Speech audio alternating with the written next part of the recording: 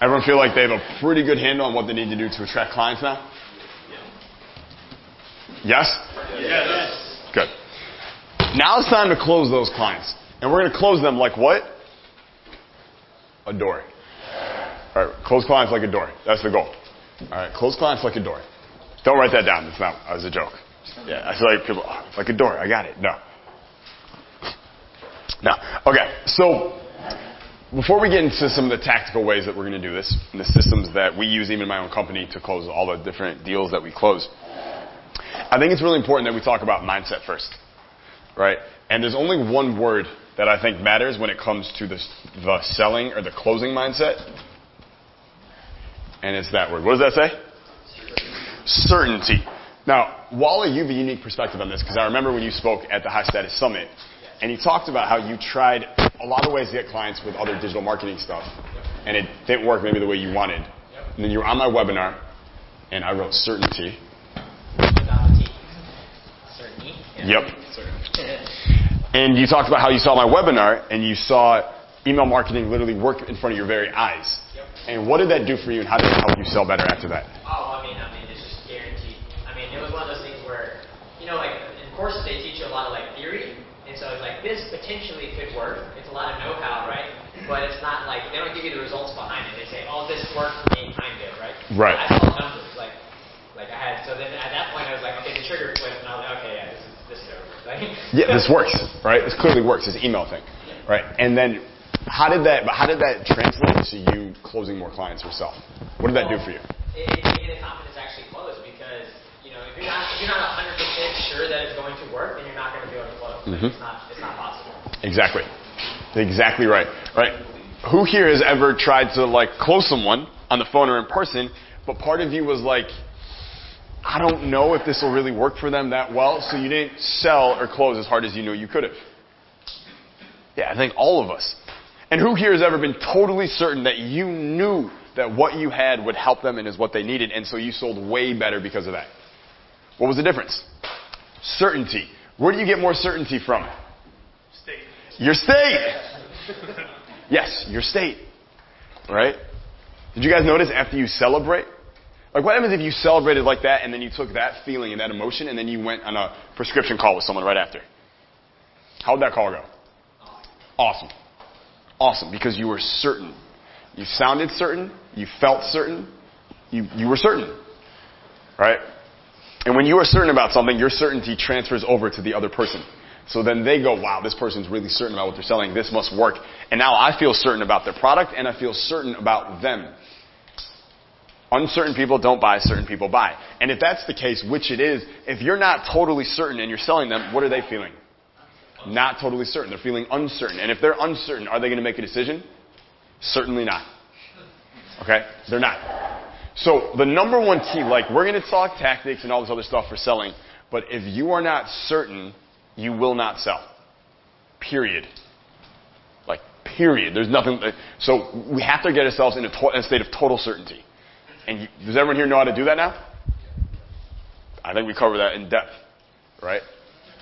You think it's important we cover that? Otherwise, we'd have to do that all again right now, okay? Get crazy in here for another 2.5 hours. So, certainty mindset is the key, all right? It is the key. If you want to read some books about selling and closing that I think may shorten your learning curve because it's important to learn more about the principles of selling and closing, one of the best books on closing, in my opinion, is called Secrets of Closing the Sale by Zig Ziglar. Great sales book. Secrets of Closing the Sale by Zig Ziglar.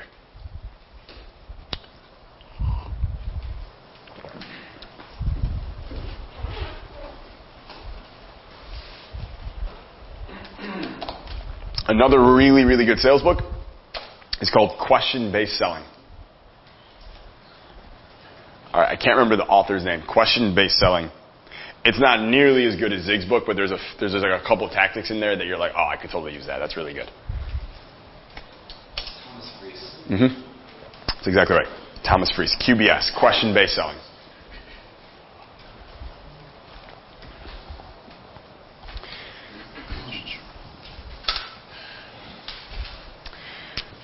So how do you sell? How do you close? What are some of the important Imagine you were teaching someone the principles to closing. What would you say one of the principles is? Yeah. You got to replace the word selling with helping. Selling with helping. Right. So I'm not here to sell. I'm here to help. Right. What I like to say is, like, in selling, you should be solving problems. Right. That's what you're trying to do. But before you become a problem solver, you need to become a problem finder. Right. That's the first part of the sales process. Right. Finding the problem. No one's going to buy anything from you if they don't believe that they have a problem. Right, so we want to make sure we do that. What else? Asking questions. Yes. Most people think selling and closing is about, like, showing how you're so much better than the other person. That's really not that important. It's much more important to get that, like, you shouldn't be doing most of the talking. Prospects should be doing most of the talking. You should be asking the questions. They should be answering the questions. It shouldn't feel like an interrogation. It should feel sort of relaxed, but you're definitely kind of interrogating them a little bit, right? And there's ways that we can kind of formulate this so it's nice and smooth. What else? Selling. So we got questions, problem finding. You're not selling, you're helping. Yeah. I know the door developer preaches that you have like 3 seconds as a first impression to sharp as a knife, enthusiastic as fuck about what you do, and excited to help them, like within the first 3 Yeah, and he says figure of authority. Yeah. Right. Right. And that's on a cold call. In those first 3 seconds. No, see, this is like, so I wrote a whole book on this. It's called Status. Right? And it's about making that, like, amazing first impression. You get what I'm saying? Have you read the book? Yeah, so, like, that's the whole thing. Body language, tonality, eye contact. I don't think it's the first 3 seconds. I think it's the whole thing. Because they're buying you, right? Yeah, like, you're exactly right. They're buying you. Like, IG agent, forget about Instagram, forget about email. They're buying you. They're saying, do I trust this person will deliver for me? Or not? Right? So if you come off as high status and certain and you're sharp as a tack, you know the industry, you know what you're talking about, you know the legal speak, you know the words, you're also asking these questions that imply you really understand things, but you're also asking questions that find out, that zero in on their actual pain points and their frustrations and the challenges that they are having. They're done. Right, they're done. Good. Yeah. What else? Describing that from the business. Yes, that's a really, really good thing to do when you're closing, right? Being able to describe their problem better than they can themselves. And built in, who here has ever used the prescription close? Good. Keep your hand raised if you've used it. Keep your hand raised if you've successfully used it. Good. It works amazingly well, doesn't it? Right? And built into the prescription close is a section where you will describe their problem better than they can themselves. All right? Describing their problem better than they can themselves. God, all my examples are dating. Can't use them. Trying to think here.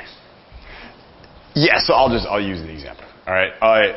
In dating, there's a lot similarities between, like, the dating world and closing. Very, very, very similar stuff.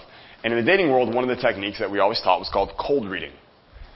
Who knows what cold reading is? You tell me. Eric, what's cold reading? Cold reading is like assumption about somebody, basically describing someone else's reality, right? Or telling them about themselves. It's like a horoscope almost, right? Like, watch. You have a ton of unused capacity. Raise your hand if this is true for you.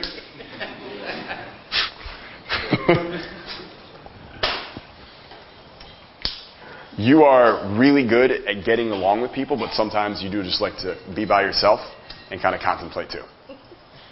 Raise your hand if this is true for you. Yeah, right?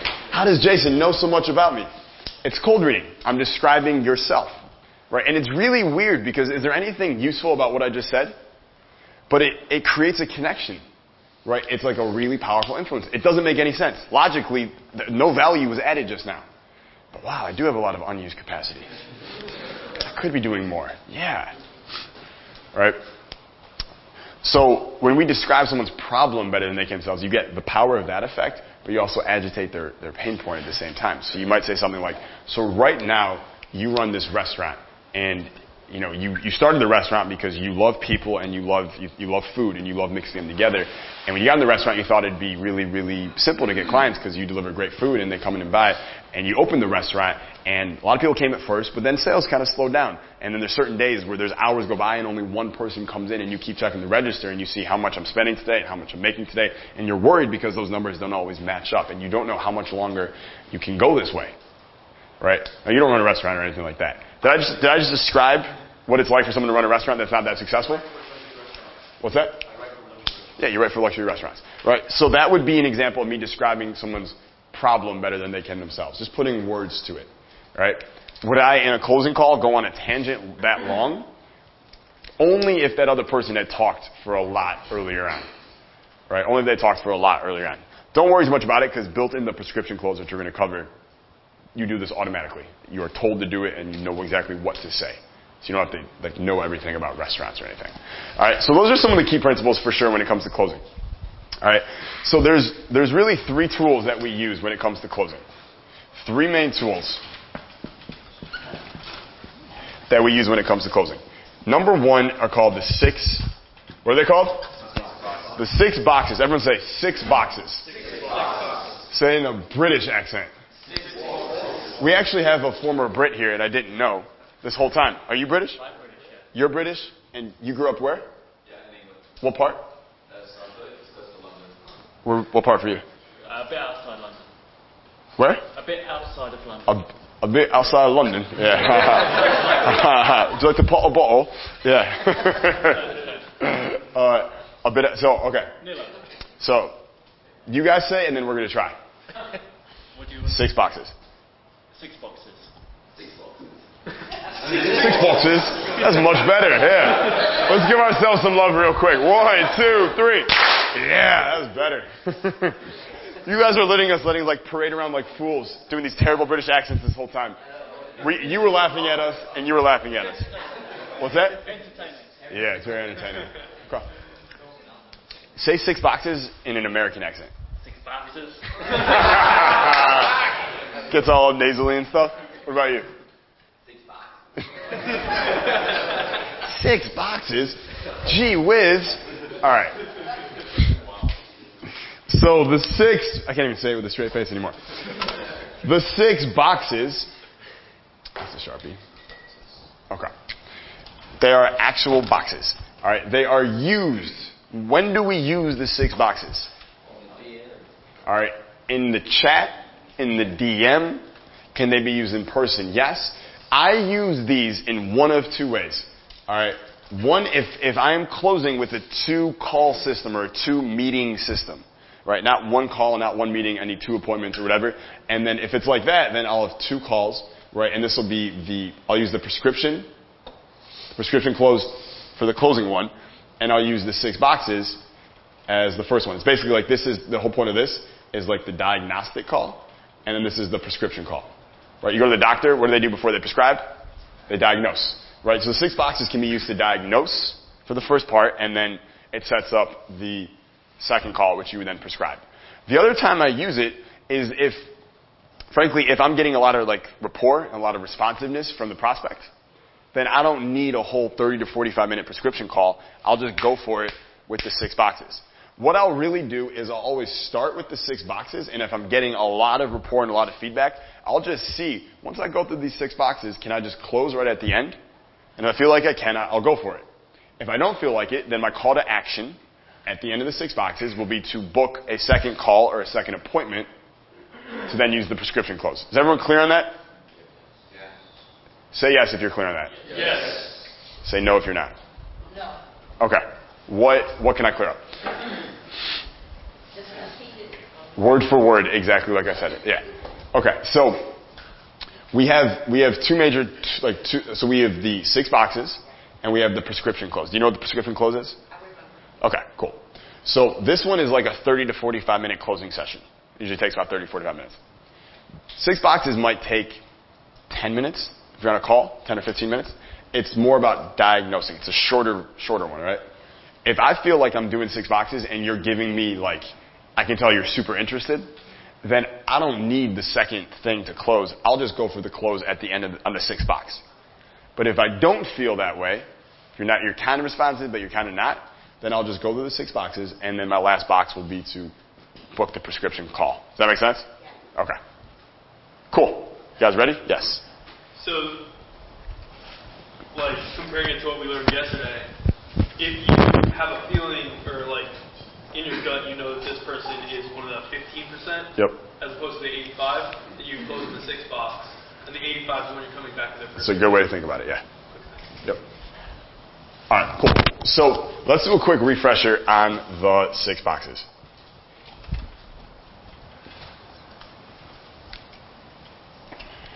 Box number 1 is what? Situation. Yes, situation. Box number 2? Income. Gap. Yep, box number 3? Missing. Yep, what's missing? Box 4? Need. Need. Box 5? Priority. Yep. And box 6? Swipe left. I love it. My 2 closers over here, yeah. Right. So the 6 boxes. Situation, gap, missing, need, priority, swipe left or swipe right. So let's go through these real quick. All right. And one little thing you want to put here in between each one is one of these little squiggly things. We'll explain those in a second. All right. So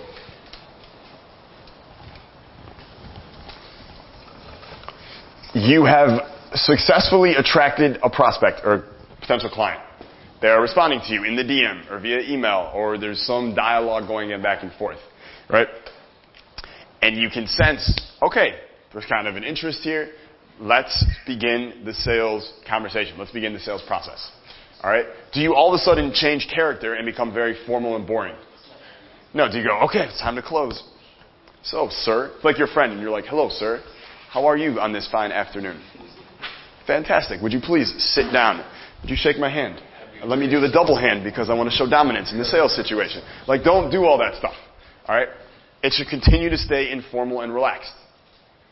Right? You are the expert. You are the man with the plan or the woman with the plan. You are the leader. You're in the driver's seat. Right? Because you have the solution. They have the problem. Their Instagram could be better. You know how to make it better. Right? But you're not going to get all serious. It's still going to stay kind of informal. Okay? So the first thing we say, once we start the 6 boxes, is, so tell me about your situation. All right? So tell me a little bit about your situation. Situation is code for problem. Right? But words matter. Right? We said yesterday, what's the difference between saying you're mistaken and you're lying? There's a big difference, right? So here, if I say, tell me about your problem, you probably don't want to tell me about your fucking problem. Right? But if I say, so tell me about your situation, I get the same answer. It's just easier for the other person to answer. Does that make sense? Yes? Yes. Cool. So tell me about the situation. And what you'll find is sometimes they'll give you a little bit, and sometimes they'll give you like a novel. There's times I said, tell me about your situation, and I get like a page and a half. Right? And they actually answer all the boxes in one email. Right? It happens sometimes. All right? But most of the time you'll get maybe a short baby answer, a little bit of an answer, and that's fine. Okay? Once they respond, you see this squiggly thing here, and it's in between all these boxes? You guys see those? That stands for ask, feel, show.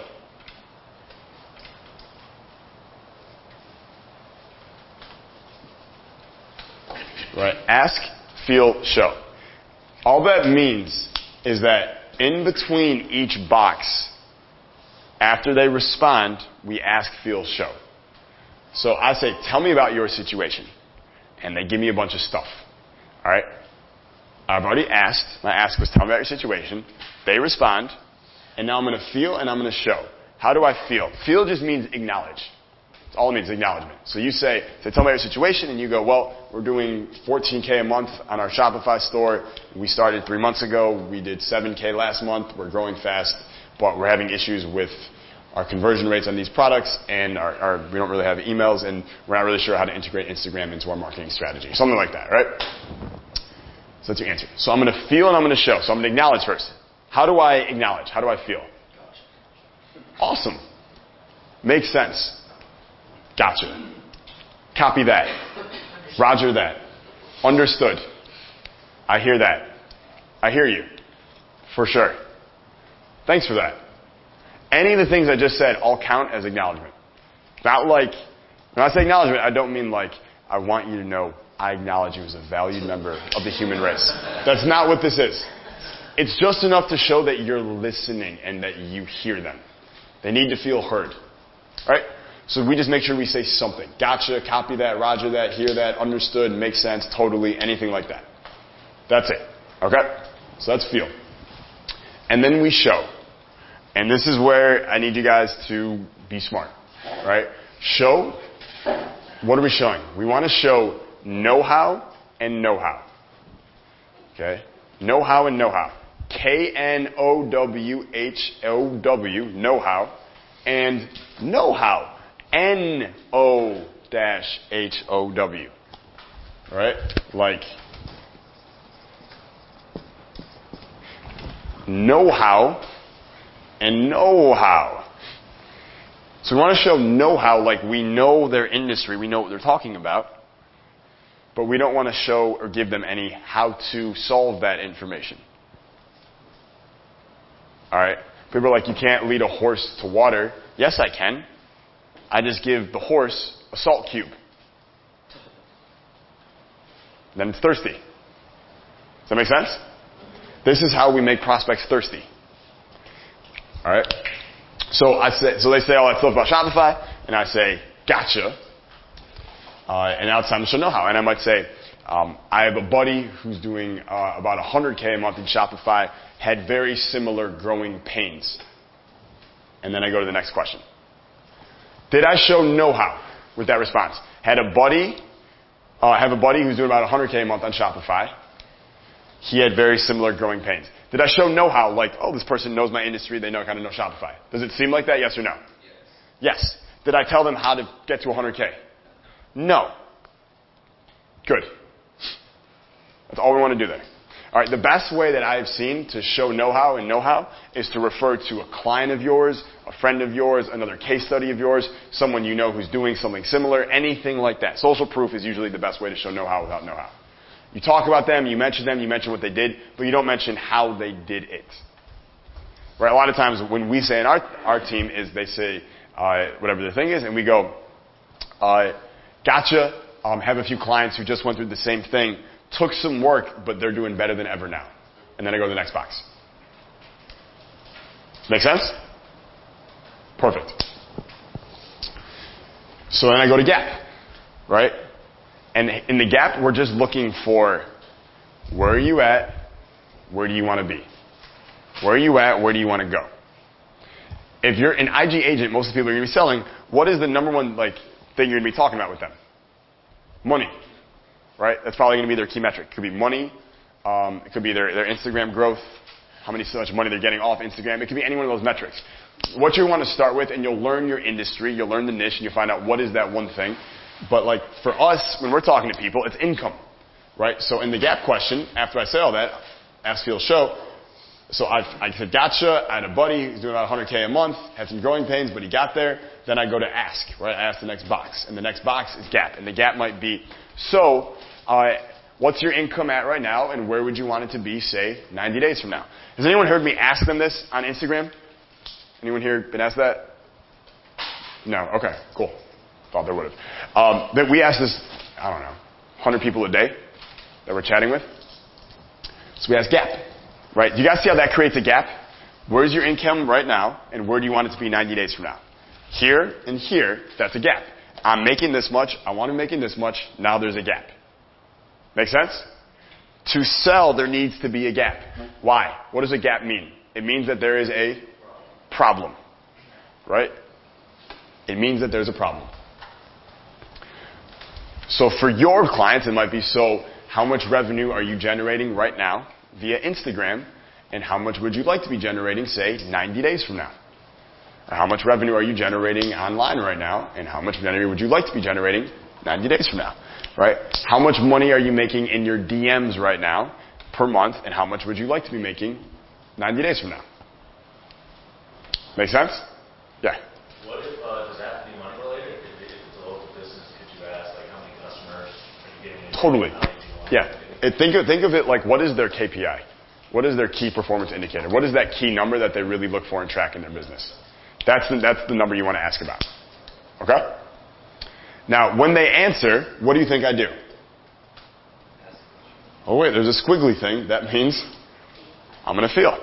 Gotcha. Copy that. Hear that. Makes sense. Cool. Understood. Any of those work. Then I'm going to show more know-how. Do it the exact same way. Yeah, sounds good. Talking with a few people right now who are in a very similar situation. Things are going well. That's it. That's good enough. Telling you that's good enough. And then what do you do right after you show? You ask. So that just means you go to the next box. And the next box is missing. And here's what you say. So what do you think is missing right now? Does this question imply a problem? Yeah, actually, does it actually grow the problem in their eyes? Yeah, I had this gap. Fuck, now I got these things that are missing. The problem grows bigger, the urgency increases. Size of problem equals urgency. Right? Bigger problem, more urgency. The problem seems smaller, there's less urgency on their part. So we make the problem seem bigger. And we start asking questions like this. What's missing? Then they tell us what's missing. What do you think we do? She knows it. Yeah. Feel. And then we show again. Know-how with know-how. As the boxes go on, do you think you need to keep showing as much know-how every time? No. No. Right? After the first two or so, you don't even need to do it much.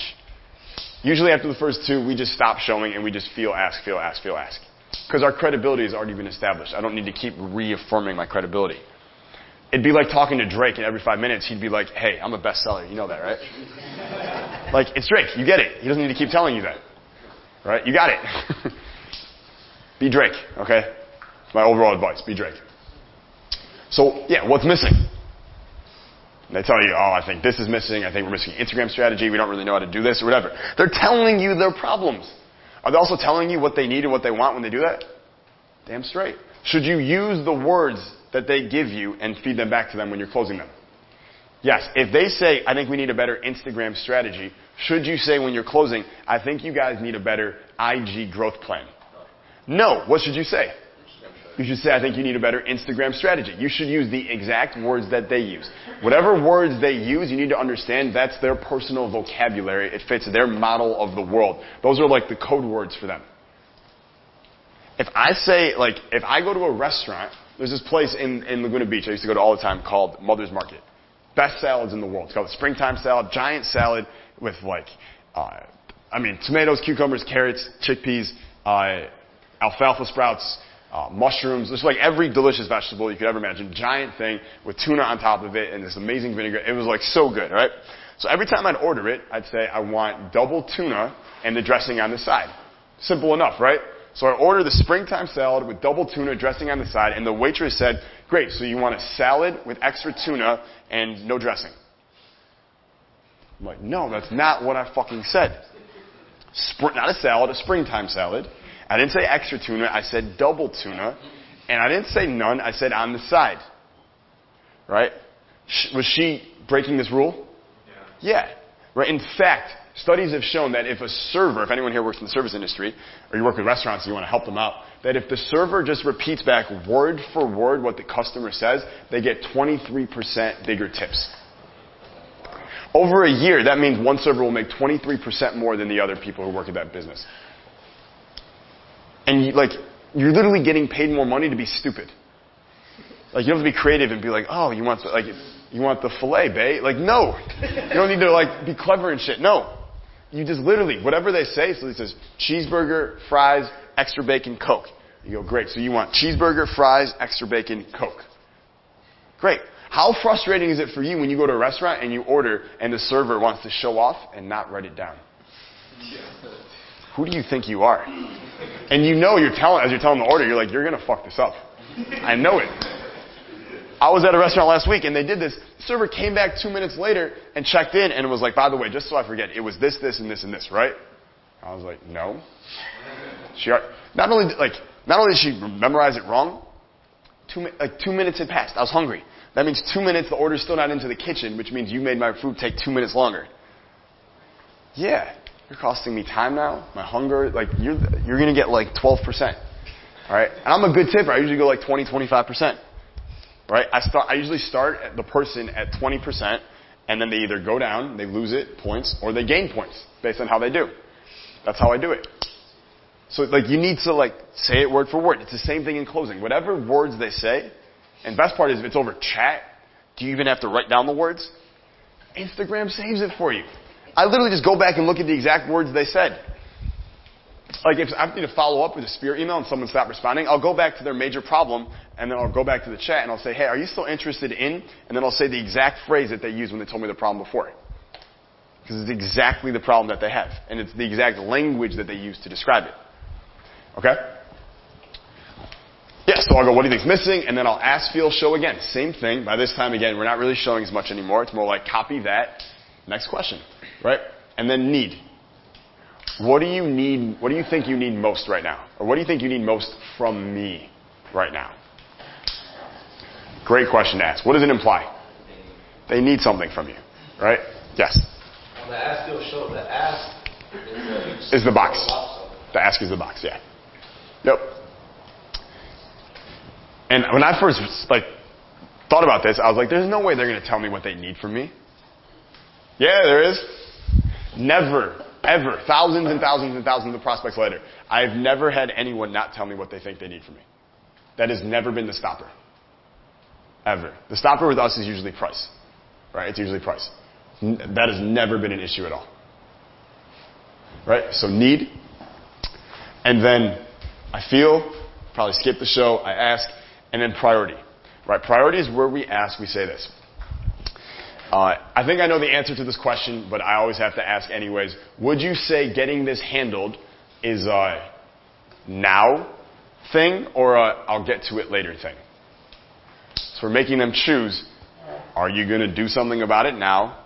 Or is this something that when I try to close later, you're going to delay and be like, let's come back in 60 days and talk about it? No, Mr. Prospect. You already told me you want to get this handled now. You don't want to be one of those business people who says they'll do something and then they don't follow through, do you? So the priority question is really good. It pins them down to like moving forward with this now. Again, I'll say it again. So would you say getting this handled, getting what handled? The problem. Say getting this handled is I'll get to it now or I want to get it handled now thing. Or is it a I'll get to it later thing? Does anyone ever want to tell you it's I'll get to it later thing? No. Why? Because then they look foolish. They just told me they have all these problems, they want to get it, they have these needs and these things are missing. But my business is falling apart, but no, I'll circle back in 90 days. Like, no, they're going to say now. Right? It's a priority. And then we do feel one more time, and then we ask our final box, which really isn't even a box at all. It's more like this. All right? Who here has ever been on Tinder or Bumble? Be honest. It's okay. Okay, cool. So on these dating apps, if you guys have ever seen, what do people do? They swipe left and they swipe right. Right? What does swipe left mean? No, I'm not interested. What does swipe right mean? Yes, I'm interested. So on this last box, this is what you are going to do. You are the selector here. You're going to decide, swipe left, I'm not interested in working with this prospect, or swipe right, yes, I am interested in working with this prospect. If you are interested in working, if you're not interested, you want to swipe left, then you'll say something like this. Hey, thank you so much for sharing all that with me. I really, really appreciate it. Based on everything you told me, I have to be perfectly honest. I don't believe I am the guy or the girl for you in this situation. However, I do know this other person who I think might be a good fit. Is it cool if I connect you? So you're just going to earn brownie points with one of your friends or someone you know and just refer them off to someone else. Reasons I will swipe left on someone is my thing. Do I like them? Can I help them? Can they pay? Those are my 3 criteria. Like, help, pay. Right? I won't work with someone that I don't like. I won't work with someone that I don't feel I can help. And I certainly won't work with someone that they can't pay. Okay? So that's swipe left. If it's swipe right, then it's something like this. Hey, so thank you so much for answering all those questions. Based on everything you told me, I have some good news. I eat problems like yours for breakfast. All right. In fact, everything you described to me, I was trying to hold back my excitement because this is literally what I do day in and day out and have done for the last several years, several months, whatever. Our next step for sure is to hop on a quick call so we can go deeper and I can figure out exactly where you're at, where you want to go, and what's in the way so we can put a game plan together. I have this date at time available or this date at this time available. Which one works best for you? And then you get them on a call and you close them with the prescription close. Is that clear to everybody? Yes or no? Yes. Okay. What if you've gone through these 6 boxes and based on their answers, they're giving you a lot of responsiveness and a lot of interest? Should you try and just close right here? Yeah. Right? You'd go straight to the magic pills. Right? So we're going to talk about those in the prescription. But what it would be is if you want to try and close right there, you would probably go something like, great, so based on everything you told me, here's what it sounds like. You have this problem, and this problem. And because of that, you need a this, you need a this, and you need a this. These are prescriptions. Right? You've got a flu, you've got an infection, and you got an ugly face. All right? What you need are antibiotics, Mucinex, and a facelift. Just kidding. Right? But you see how it's problem, prescription, prescription, prescription. Right? That's the language you're going there. You got a this, you got a this, you got a this. You need an Instagram thing, you need an Instagram thing, you need an Instagram thing. Right? You need an Instagram marketing strategy, you need a branding strategy, and you need a monetization strategy via your DM. Something like that. All right. Would you be open to discussing how would you want to hear how I think we should go about implementing that? And they say, yes. And then you close them. Any questions before we keep going? Yes. After the initial call, like if you're doing 2 calls, do you tell them the next call is going to be like 15 or 30 minutes? And then they just go from the length of I won't tell them the time. You just tell them. The way I sell the next call is I say, we're going to have a call to figure out exactly where you are, where you want to go, and what's getting in the way so we can map out a game plan together. Okay. And rock it. Yeah. The game plan thing works well. Okay? Yes. So we know on the prescription call, when it's time to close, they pay on the phone, you take their card information, they just exchange funds. On the DM, if you close them right there, I've had a lot of people just flake and not end up paying or whatever. How do you overcome that? After you send them a link in the DM. So what I'll say is I'll send them a link and I'll say, let me know once you say that, let me know once you're in. Yeah. Yeah, so let me know once you're in. I have a special bonus I just set aside for you. That's what I say. I said it. He was asking, what if I'm closing in the chat and I send them a link to buy and then they never buy? So I send them a link and then I immediately after I say, let me know once you're in. I'll say this, let me know once you're in. I just told my team that you'll be joining us. By the way, I have a special bonus I just set aside for you. So let me know when you're in again because I want to send it to you. I want to make sure you get it. Yeah. So what are the things that qualify for left to right, the like? That's for me. Right? It should be your own criteria. Like, do you want to work with people that annoy you? So maybe one of your criteria is annoying. Right? For me, it's like, help, pay. Do I like them? Can I help them? Can they actually afford it? Right? Can they pay? Okay. All right, cool. Here's what I want you to do. Stand up right now. Talk to your neighbor. What do you like most about the 6 boxes for your purposes?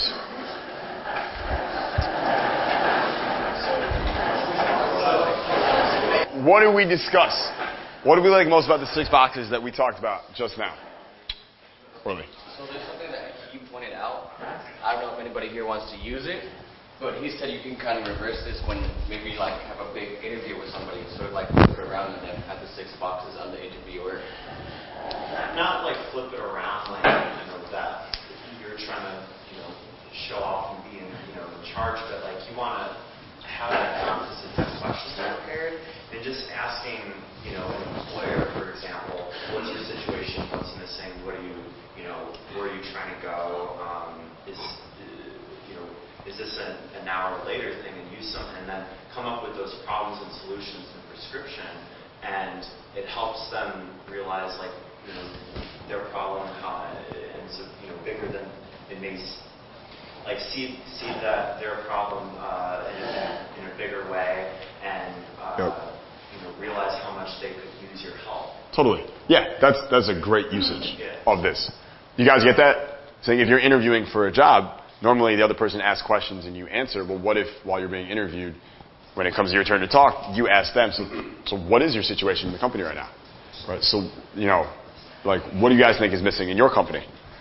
All right? And just by you asking those questions, the person who usually just asks people questions is like, damn, this person's like really interested. And let them, grill you. But, if you have questions prepared and you're kind of taking more control of that conversation, then that, really shows that you're interested and you're dedicated to helping. Yes, totally. Yeah, like you're exactly right, because like you want to, as much as you can in life, be the selector, right? You want to be the selector, not the selected, right? So even if you're being interviewed, when you do this, it sounds to them like, so what do you guys think is missing? Where are you guys at right now? Where do you want to be? Doesn't it sound like you're kind of picky about who you're willing to work with? Yeah.